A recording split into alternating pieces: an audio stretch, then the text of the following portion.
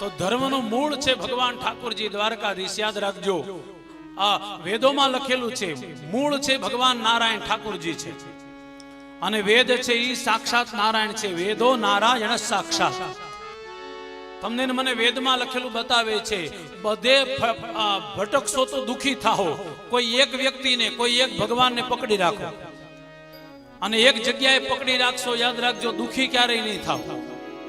આપણા બધાની તકલીફ એક જ છે, સોમવારે શિવજીના મંદિરે જઈએ, મંગળવારે હવેલીએ જઈએ, બુધવારે પાછા બુદ્ધ ભગવાનની વાંહે ભાગી જાય, શુક્રવારે સંતોષીમાં યાદ આવે, શનિવારે હનુમાન દાદા યાદ આવે.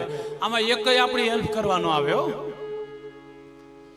કોઈ એક ભગવાનની પાસે, આનો અર્થ પાછો અન્યત્ર પણ નહીં કરતા. બધા ભગવાનને માનવાના ખરા, માનવાના બધાને, પણ માગવાનું કેવલ ને કેવલ આપણા ઈષ્ટ પાસે. થેન્ક યુ કહેવાનું મન થાય. આવું સરસ મજાનું જીવન આપ્યું છે તમને, મને સારી સ્માઇલ આપી છે, 2 હાથ 2 પગ, સરસ મજાનું મોઢું આપ્યું છે, તો ભગવાનને થેન્ક યુ તો કહેવાનું જ છે. પણ કોને થેન્ક યુ કહેવાનું?